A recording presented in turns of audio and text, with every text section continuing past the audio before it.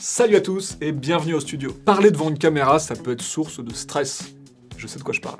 On me demande souvent, oui Paul, comment tu fais pour être à l'aise quand tu parles devant une caméra, etc. Déjà la première chose, c'est que vous voyez pas tout. Vous en voyez peut-être un 8e, 16e, un tout petit bout, parce que la plupart du temps c'est super nul.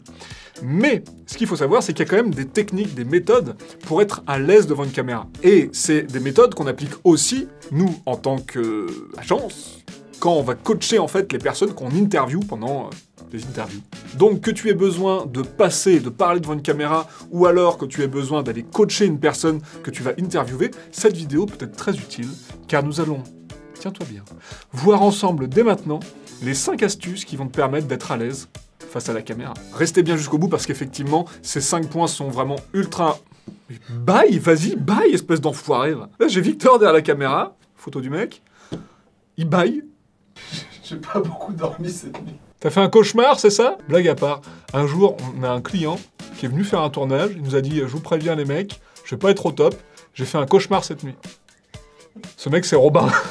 Je te balance de suite, Robin. Bisous. Donc effectivement, restez bien jusqu'à la fin parce que ces 5 points sont vraiment ultra importants. Ça va passer vite, vous inquiétez pas. Et puis vous allez ressortir de là en ayant appris des choses, vous serez fin prêt et motivé à aller filmer des vidéos sur l'internet. YouTube Money. Salut, moi c'est Paul, je dirige l'agence de vidéos authentique et donc sur cette chaîne YouTube on parle de vidéos. Ça peut être des analyses, des reviews, des petits tutos comme aujourd'hui.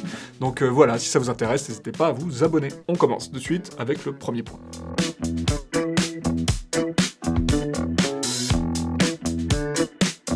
Allez, premier point, se mettre à l'aise. Mets-toi bien.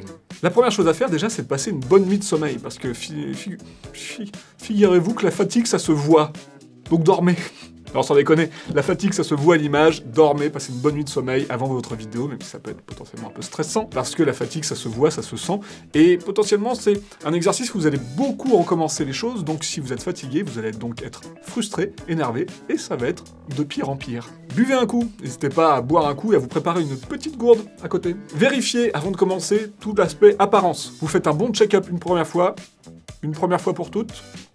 Vous faites un bon check-up une fois pour toutes, et puis voilà, vous dites voilà, la chemise ça va, la coiffure c'est bon, voilà, le maquillage si vous en mettez, on vérifie ce truc-là, et comme ça on n'a pas besoin de regarder toutes les 2 prises, comment on est, etc. Une fois que vous avez commencé, n'hésitez pas à déjà un peu relâcher vos membres, voilà.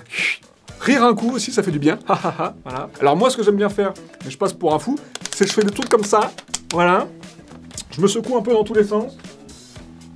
Donc je passe pour un taré, hein, vraiment ça, voilà, c'est un truc assez récurrent chez moi. Et là vous voyez, qu'est-ce que je suis en train de faire? Scientifiquement, je suis en train de faire monter mon taux d'adrénaline. Ça permet d'être dynamique, motivé, d'avoir la pêche. Donc n'hésitez pas à essayer de vous détendre au maximum et à commencer à produire de l'énergie. C'est hyper important parce que si vous arrivez tout stressé comme ça et que vous bougez pas, vous êtes tendu comme un... mot poli, insère un mot poli. Tendu comme un piqué. Alors que si vous arrivez, vous relâchez un petit peu, etc., d'ailleurs, vous êtes beaucoup plus flex, voilà, plus à l'aise, plus smooth.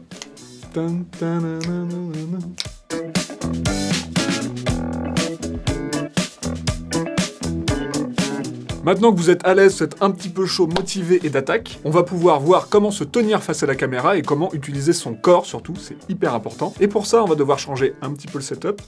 Transition. On attaque donc la communication non-verbal. Non-verbal. Tu l'as eu là? Donc, la question qui revient le plus souvent, c'est comment je me tiens. Parce qu'effectivement, si on guide pas un minimum les gens, ils ont une petite tendance à faire un truc dans le genre. Déjà, pas sous le micro. Ici, comme ça. Et puis, il reste droit comme un I. Et puis, il regarde comme ça. Et puis, c'est pas terrible. Donc, première chose... On se positionne sous le micro, bon ça c'est aussi à vous de guider les gens, sauf si vous êtes tout seul, dans ce cas-là guidez-vous tout seul sous le micro, ça devrait aller quand même. L'idée, donc c'est d'avoir les pieds ancrés bien au sol, il faut éviter de se mettre à faire des trucs comme ça, et puis surtout ce qu'il faut bien avoir en tête, c'est d'avoir les genoux flexibles. Le mouvement ne passe pas juste par les mains, j'y colle pas juste des mains comme ça, mais ça doit être quelque chose d'assez généralisé pour avoir une impression de dynamique. Point important, numéro 2, généralement, les gens ne savent pas quoi faire de leurs mains. Là, c'est vraiment le truc classique, quand on leur dit de bouger un peu, ils font comme ça. Il y a les gens qui savent pas danser, c'est en boîte. Et donc, généralement, il y a blocage au niveau des mains. Les gens savent pas quoi faire des mains. Si vous savez pas quoi faire de vos mains et que ça ne vient pas naturellement, faites ce qu'on appelle la position du Playmobil. Quelles sont les caractéristiques du Playmobil? Le Playmobil a les coudes contre les flancs et les bras à 90 degrés.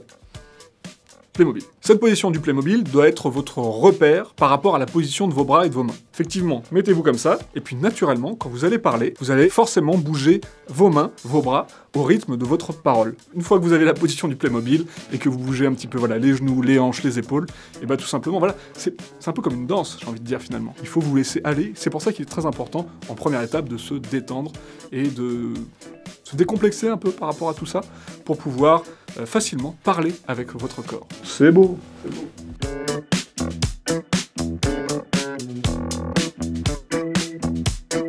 Maintenant qu'on a vu la partie non verbale, on va donc pouvoir passer à la partie verbale. J'aime bien. Donc là, on va attaquer une partie un peu plus méthodologique, parce que la question qu'on se pose souvent, c'est on arrive et on se dit quoi? Là, j'ai mon texte, et puis quoi? Je lis tout, qu'est-ce qui se passe? Non, pas du tout. Ce qui va se passer, c'est que on va prendre le texte. Vous allez prendre votre texte, et en fait, vous allez le découper en plusieurs parties. Ça peut être des blocs d'une phrase, deux phrases, trois phrases, en fonction de comment vous êtes à l'aise. Donc par exemple, je vais commencer par faire mon introduction. Bonjour, moi c'est Paul. Salut, ça va? Et en fait, vous allez répéter votre introduction plusieurs fois, jusqu'à ce que vous ayez la bonne. Et donc, pas besoin de couper. Ce qu'il suffit de faire, c'est lâcher sa première prise, on attend quelques secondes, on lâche la deuxième prise, on attend quelques secondes, etc., etc., jusqu'à en avoir au moins une de bonne. Moi, je vous recommande toujours d'en avoir 2, c'est pas mal, ça permet de choisir derrière, et puis potentiellement, il y a peut-être un petit truc que vous n'avez pas vu, et donc ça vous permettra de donc choisir la bonne prise. C'est très clair. Dès que vous avez réussi à sortir une ou deux bonnes prises, vous pouvez passer au bloc suivant, etc., jusqu'à faire tout votre texte. Pour tout ce qui est prompteur, notes, etc.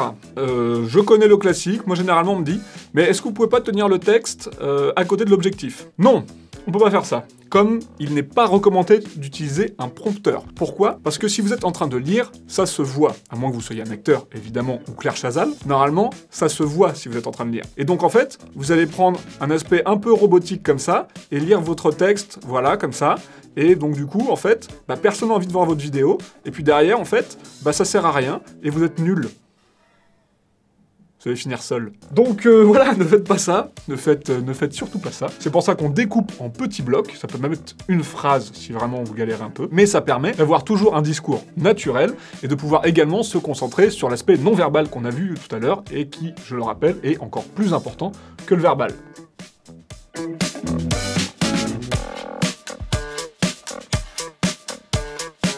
Donc ce point, évidemment, rejoint la partie non-verbale qu'on a vue tout à l'heure, mais ce que je veux vraiment appuyer, c'est le fait que sourire et générer des émotions par la voix, c'est vraiment quelque chose qui est très important. Ce qu'il faut vous dire, c'est que les émotions et les attitudes au niveau du visage passent beaucoup moins bien à l'image que dans la vraie vie. Pour ce qui va aussi avec le sourire, c'est n'hésitez pas à bien regarder l'objectif quand vous parlez. Dites-vous que c'est votre point de repère, comme quand vous parlez à quelqu'un, tout simplement. Quand vous parlez à quelqu'un, vous regardez pas dans les yeux fixement comme ça, mais vous allez avoir comme point de repère ses yeux, et parfois ça va partir un peu à droite à gauche, mais vous revenez toujours sur votre point de repère.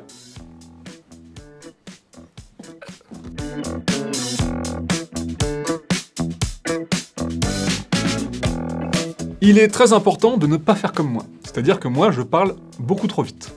Voilà. Ce qui est important, c'est vraiment de bien poser les mots et de vous dire de ne pas aller trop vite, parce que votre interlocuteur en face doit digérer toutes les informations que vous lui envoyez. C'est aussi important pour la gestion de votre respiration. Parce que si vous parlez assez rapidement comme ça, et en fait, vous vous retrouvez essoufflé. Et en fait, après, vous êtes là, galéré comme ça, comme un fumeur. Ça me fait penser à Victor quand il doit courir pour venir au boulot parce qu'il est à la bourre.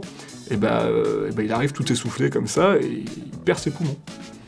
Plus aucun rapport avec Théo, c'est une attaque personnelle. Ce qui est important aussi pour terminer sur la voix, c'est d'apporter de la dynamique à la voix. Alors qu'est-ce que c'est que la dynamique? C'est le fait d'avoir à la fois des sons forts et des sons moins forts, d'avoir des sons aigus et d'avoir des sons graves. Il faut que ce soit dynamique, vraiment, il n'y a pas d'autre mot. Ça peut être aussi une histoire de rythme, ça peut être parfois parler un peu plus vite, et puis il y a d'autres moments un peu plus poser sa voix. C'est ce qui va faire que votre discours ne va pas être chiant, en fait, tout simplement. C'est-à-dire qu'apporter de la dynamique, ça va capter l'attention de votre interlocuteur, qui va être accroché à vos mots. Et donc c'est ça la vraie définition de dynamique. Dynamique, ça veut pas dire vite, rapide, etc.